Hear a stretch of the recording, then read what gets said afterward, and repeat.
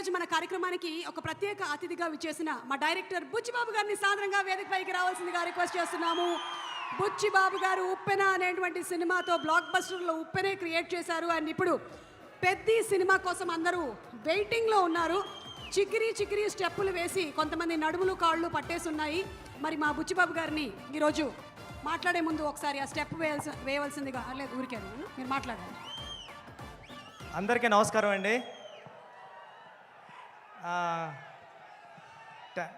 మామూలుగా టెన్షన్గా ఉంది, మాట్లాడేస్తాను ఫాస్ట్గానే.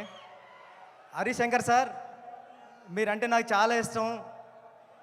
ఉప్పిన టైం ముందు నుంచి ఉప్పిన టైం అయిపోయిన తర్వాత కూడా నేను ప్రతి సిచ్యువేషన్లోని ప్రతి ఈవెంట్లోని అన్నిటిలోని కూడా మీ దగ్గరికి వచ్చి నా ఫీలింగ్స్ అన్నీ షేర్ చేసుకునేవాడిని. గురువుగారు ఎలా ఉందో, గురువుగారు ఏం చేయమంటారని మీరు చాలా ధైర్యం ఇచ్చేవారు. నేను ఉప్పిన తర్వాత 5 years గ్యాప్లో కూడా చాలాసార్లు మిమ్మల్ని కలిశాను. మీరు చాలా చాలా మంచి మాటలు చెప్పి తమ్ముడు ఎలా ఉండాలి గట్రా అని చెప్పేవారు. నేను ఎప్పటికీ మర్చిపోను సార్. Thank you. మా గురువు గారి తర్వాత మిమ్మల్ని గురువుగారిలా భావిస్తాను నేను. Thank you sir, thank you so much sir. Sir, మీకు తెలుసో తెలీదో, మీరు వస్తుంటే మాకు పవన్ కళ్యాణ్ గారిలా కనిపిస్తుంటారు సగం హరిశంకర్ గారు.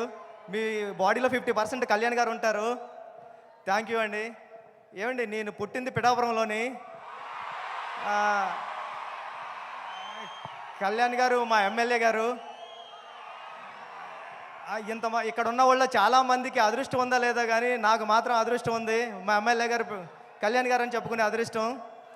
సార్, మీ తొలి ప్రేమ సినిమా చూసి నేను కాకినాడలో వచ్చేస్తా ఉంటే కిరణ్ రాజ్ అని ఒకడు ఉంటాడు.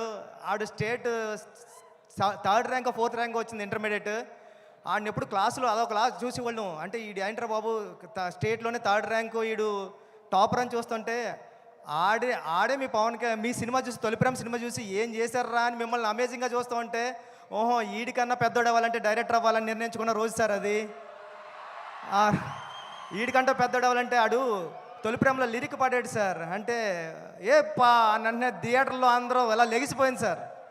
అంటే మిస్ లైలా స్మైలే విసిరిందా, అది తగిలి కొనుకొదిలి మనసే చెదిరిందా, ఓ లూలీ లూలీ లైలా అయ్యా నేను ఇంకో లైలా మజనూలా అని పాడితే నేను ఆ లైన్ పట్టుకునే నేను డైరెక్ట్ అవ్వడానికి వచ్చాను సార్. నిజంగా చెప్తున్నా, ఇది ఎవరికి తెలీదు.